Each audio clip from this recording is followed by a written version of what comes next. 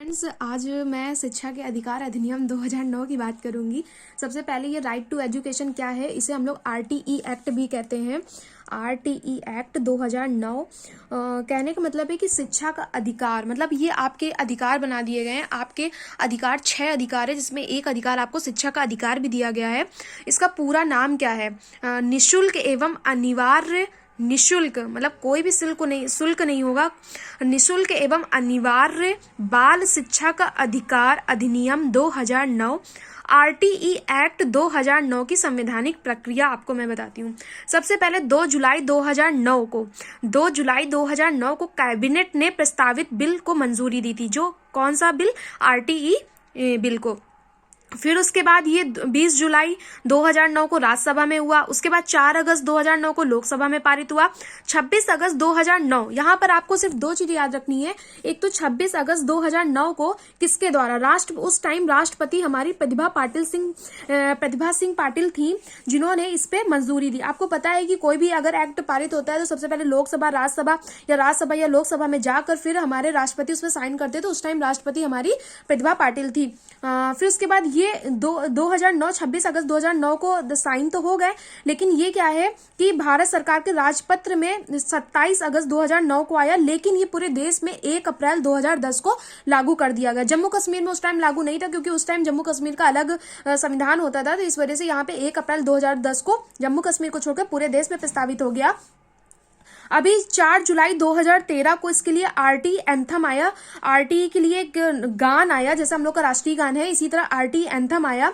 जो ये गान था, टन टन टन सुनो घंटी बजी, स्कूल चलो स्कूल। अगेन आई रिपीटेड, टन टन सुनो घंटी बजी, स्कूल की चलो स्कूल तुमको पुकारे। आरटी एंथम को जावेद अख्तर द्वारा लिखा गया है और सोनू निगम द्वारा इसे गाया गया। जावेद अख्तर ने इसको लिखा और जो सोनू निगम है उन्होंने इसको गाया। अभी आपको यहाँ पे बस इतना याद रखना है कि प्रतिभा पाटिल के टाइम पे ये 2009 में प्रस्तावित हुआ और ये लागू पूरे देश में 2010 को 1 अप्रैल 2010 को लागू हुआ। अभी सबसे ज्यादा ध्यान देने वाली क्या चीजें आपको पता है कि हमारे यहाँ हम लोगों के लिए 6 मौलिक अधिकार हैं और 11 मौलिक कर्तव्य हैं। तो ये मौलिक अधिकार में भी आया और मौलिक कर्तव्य में भी आया। तो मौलिक अधिकार में हम लोगों को शिक्षा का अधिकार दिया गया। तो 86वें संविधान संशोधन, जो 86 अमेंडमेंट हुआ था, उसमें 1 सेकेंड, 86 अमेंडमेंट या 86वें संविधान संशोधन 2002 के तहत इसे मौलिक अधिकार में इंक्लूड किया गया। और कौन से आर्टिकल? अनुच्छेद 21A के अंतर्गत इसे जोड़ा गया और इसमें 6 से 14 वर्ष तक के बच्चों के लिए निःशुल्क एवं अनिवार्य शिक्षा उपलब्ध कराने के लिए इसमें प्रावधान किया गया। ये तो हमारे मौलिक अधिकार की बात होगी। मौलिक अधिकार 6 थे, जिसमें एक अधिकार इसमें शिक्षा का अधिकार रखा गया। 86वें संविधान संशोधन के द्वारा 2002 के द्वारा इसको जोड़ा गया। अभी हम आते हैं अनुच्छेद 45, राज्य के नीति निर्देशक तत्व की बात करें तो इसमें आर्टिकल 45 के अंतर्गत राज्य सभी बच्चों के लिए तब तक शुरुआती देखभाल और शिक्षा की व्यवस्था करने के लिए प्रयास करेगा जब तक कि वो 6 वर्ष की आयु तक के नहीं हो जाते। क्योंकि बहुत सारे आप छोटे छोटे बच्चे होते हैं, कभी पड़े होते इधर उधर और अनाथ छोड़ दिए जाते हैं। तो हमें उनकी भी जब तक उनकी पूरी देखभाल करनी है, क्योंकि अगर हमने उसके बेस ही कमजोर कर दिया, अभी आपने पढ़ाई होगा बाल विकास में, शैशवावस्था, ये सारी अवस्थाएं जो हैं, तो उसमें उसको बहुत ज्यादा नीड होती है केयरिंग की। तो उससे हमें पूरे ये राज्य का अधिकार होगा कि बच्चे का जब तक 6 वर्ष तक का वो पूरा नहीं हो जाता तब तक उसे ध्यान देना है। फिर हम आते हैं पहले हमने पढ़ लिया आर्टिकल 21A मतलब 21 है, जहां पे वो मौलिक अधिकार में था। अभी हम लोग अनुच्छेद 45 में आ गए, जहां पे राज्य के नीति निर्देशक तत्व के अंतर्गत आया। अभी हम आते हैं आर्टिकल 51A मतलब 51A के अंतर्गत आते हैं, जो हमारा मौलिक कर्तव्य। हमारे मौलिक कर्तव्य 11 है, जिसमें 11वां कर्तव्य है या अभिभावकों का, क्योंकि हमेशा हम लोग स्कूल पे ही ब्लेम कर देते, टीचर्स को ही ब्लेम कर देते। अभिभावक भी रिस्पॉन्सिबल होते हैं इसलिए 11वां हमारा कर्तव्य रखा गया कि अभिभावकों का यह कर्तव्य होगा कि 6 से 14 वर्ष तक की आयु वाले बच्चों को वो स्कूल भेजे, उन्हें शिक्षा प्रदान करने के लिए भेजे। ये किसके अंतर्गत है? 86वें संविधान संशोधन अधिनियम 2002 के धारा 4 घ के द्वारा इसको जोड़ा गया।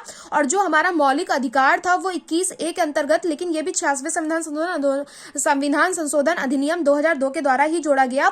अभी नेक्स्ट फैक्ट में आते हैं। भारत विश्व का 135वां देश है जिसने शिक्षा को बच्चों के लिए मौलिक अधिकार के रूप में रखा।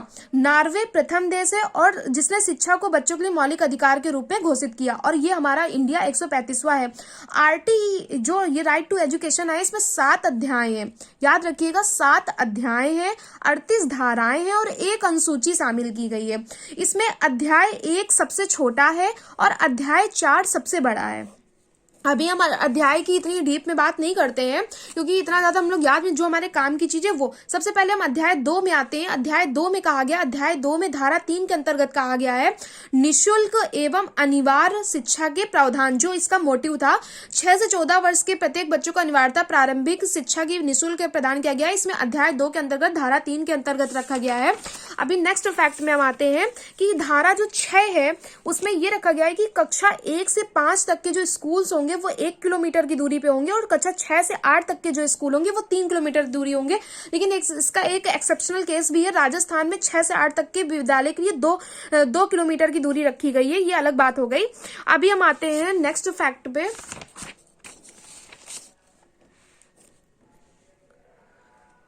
जो 1 से 5 तक के विद्यालय होंगे उसमें छात्र और शिक्षक का अनुपात, अगर छात्र 30 है तो हमें 1 टीचर जरूर रखना है, 30 और 1 का अनुपात होगा। और यदि 200 से अधिक है तो हमें 40 से 1 रखना होगा। लेकिन हमें पहले याद रखना है 30 से 1 वाला, क्योंकि मोस्टली यही क्वेश्चन पूछा जाता है। और इसमें जो कार्य दिवस होंगे 200 दिन होंगे, 800 घंटे होंगे। और आपको विद्यालय की दूरी बता दी कि 1 किलोमीटर की दूरी पे होगा। 45 घंटे प्रति सप्ताह, 45 घंटे प्रति सप्ताह का मतलब है कि 7.5 घंटे उसे डेली पढ़ाना है टीचर को।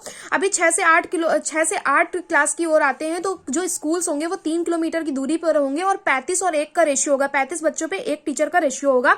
यहाँ पर जैसे आपने पढ़ा कि प्राथमिक स्कूल में 200 दिन चाहिए थे, यहाँ पर 220 दिन चाहिए। और वहां पर हमने देखा था कि वहां पे 800 घंटे चाहिए थे, तो यहाँ पर 1000 घंटे चाहिए।